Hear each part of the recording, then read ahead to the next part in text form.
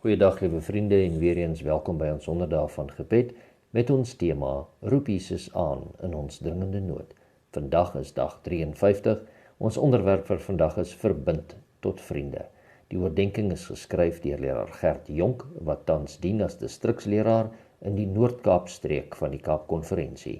Hierdie stemnota is gelees en opgeneem deur leraar Morney E. Furstenburg, direkteur kerklike bedieninge, noordelike streek van die Kaapkonferensie. Kom ons buig ons hoofde saam. Vader in die hemel, ons sê vir U baie dankie weer eens vir nog 'n dag se genade. Baie dankie ook dat ons 'n stukkie uit U woord kan lees en mag U met ons spreek deur die Heilige Gees. Ons bid dit alles in die kosbare naam van Jesus Christus, ons verlosser en ons saligmaker. Ons skrifgedeelte vir vandag kom uit Spreuke 18 vers 24. 'n man met baie vriende word geruïneer, maar daar is 'n vriend wat sterker aanhang as 'n broer. Vriendskap kan op baie maniere gedefinieer word, deur woorde, handelinge en vele ander verduidelikings, maar ek wil graag vriendskap op 'n eenvoudige manier uitlê deur middel van 'n storie. Daar was 'n jong man met die naam John, wat tereggestel is vir 'n misdaad wat hy gepleeg het. Hy het 'n laaste versoek gehad en dit was om vir die laaste keer na sy gesin te gaan om hulle te kan sien. Natuurlik het die owerhede nie tot so 'n versoek ingestem nie, maar sy vriend Pieter het 'n beroep op die owerhede gedoen dat hy sy vriend se plek in die tronk sal inneem as waarborg vir die terugkeer van John na die gevangenis. Die owerhede het een voorwaarde gehad vir so 'n versoek. As John nie terug is op tyd vir sy teregstelling nie, dan sal Pieter in die plek van John tereggestel word. Pieter het ingestem. Die dag van die teregstelling het aangebreek en daar was nog geen teken van John of selfs 'n boodskap van John nie. Pieter is gelei na die plek waar die teregstelling sou plaasvind. Skielik het hulle 'n groot geskreeu gehoor. Dit was John. John het aangehardloop gekom met vreeslike hande gebare en toe hy by Pieter kom, omhels hy sy vriend en draai na die offisier en sê vir hom, ek is reg om tereggestel te word en te sterf. Die offisier was so aangeraak dat hy die saak na die hoër gesag terug verwys het. John het 'n kwytskelding gekry en is vrygelaat. Die Bybel het verskeie verhale oor vriendskappe, maar die vriendskap tussen Dawid en Jonathan is een van die beste voorbeelde van 'n ware vriendskap. Hulle vriendskap was nie net 'n vriendskap nie, maar dit was eintlik 'n verbond. Jonathan maak hierdie verbond met Dawid, omdat hy hom liefgehad het soos sy eie siel, lees ons in 1 Samuel 18:3.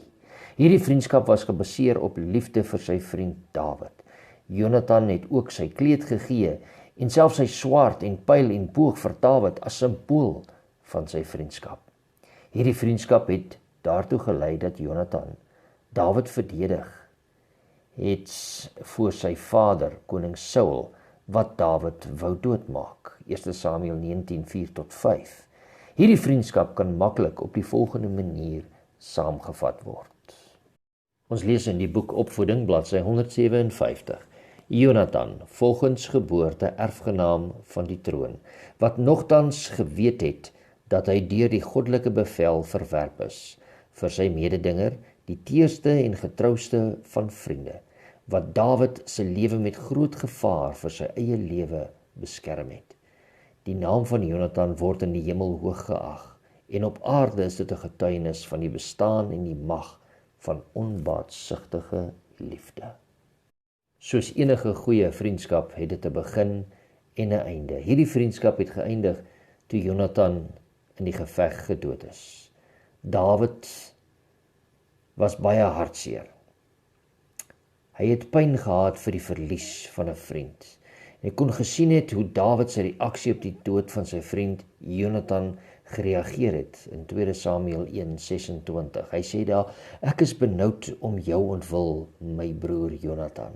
Jy was vir my baie lieflik. Jou liefde was vir my wonderliker as die liefde van vroue. Salomo moes waarskynlik die verhouding van sy vader Dawid en sy vriend Jonathan in gedagte gehad het toe hy geskryf het in Spreuke 18 vers 24. 'n Man met baie vriende word geruïneer, maar daar is 'n vriend wat sterker aanhang as 'n broer. As ons kyk na die vriendskap van Dawid en Jonathan, maak die aanhaling van die digter Truman Capote baie sin. Vriendskap is 'n voltydse beroep as jy regtig vriendelik is met iemand. Jy kan nie baie vriende hê nie, want dan is jy nie regtig vriende nie. Daar is egter selfs 'n groter verhaal van vriendskap in die Bybel, en dit is saamgevat in een stelling van Jesus Christus. Groter liefde het niemand as dit nie, dat iemand sy lewe vir sy vriende aflê. Johannes 15 vers 13. Jesus het sy lewe so gegee, dat ons die ewige lewe kan hê, volgens Johannes 3 vers 16. Ons lees ook in Johannes 15:12, dit is my gebod, dat julle mekaar moet lief hê, net soos ek julle lief gehad het. Daarom het Jesus ons beveel, om goeie vriende vir mekaar te wees. Dit is my gebod, dat julle mekaar moet lief hê, net soos ek julle lief gehad het. Ons kan 'n goeie vriend wees deur te leef in die vryheid wat Christus gee, volgens Galasiërs 5:1. Die vryheid wat Christus ons gee, stel ons in staat om, volgens Galasiërs 6:2, mekaar se laste te dra en so die wet van Christus te vervul, en om aan almal goed te doen, veral aan die huisgenote van die geloof, volgens Galasiërs 6:10. Mag ons aangemoedig word om 'n vriend te wees vir diegene rondom ons. Amen. Hier is 'n paar vrae vir ons tot oordenking, stof tot nadenke. Dawid en Jonathan se vriendskap het 'n geestelike kwaliteit en diepte gehad wat selde gesien word vandag. Hul vriendskap was gebaseer op 'n verbond van wederwysige geestelike ondersteuning en toewyding. Het u geestelike vriende? Is u 'n geestelike vriend vir iemand anders? Waarom kies u nie om u vriende geestelik te ontwikkel nie, deur persoonlike begeertes en plesier op sy te sit en tyd en liefde te gee om u vriende te ondersteun in hul wandel met Christus? Hier is 'n paar internasionale getuienisse waaroor ons kan dankbaar wees.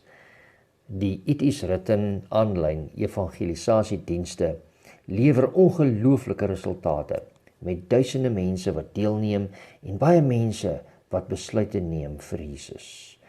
Belangstellendes skakel ook met plaaslike Adventiste kerke vir opvolgwerk met hulle. Baie voormalige Adventiste lede skakel weer by die kerk in. Dankie vir die toenemende aanlyn uitreikaktiwiteite wat elkeen doen op hierdie stadium. Ons gebedsversoeke vir vandag is as volg: bid vir die vriende, veral vir diegene wat Christus nie ken nie of die pad byster geraak het. Bid dat God u die moed sal gee om 'n positiewe, proaktiewe geestelike invloed op hulle lewens te hê. Bid vir evangelisasiebyeenkomste wat beplan word in die Rift Vallei in Kenia, wat 'n onbereikte area vir ons kerk is. Bid ook vir die Phoenix Beacon Light SDA kerk se gemeenskapsentrum, terwyl nuwe lede hulle gereed maak om hul gemeenskap te dien. Kom ons buig ons hoofde saam en bid.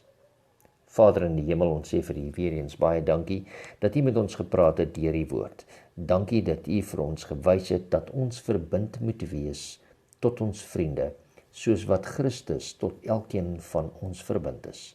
Christus het na hierdie aarde gekom om sy lewe vir ons, sy vriende, te gee.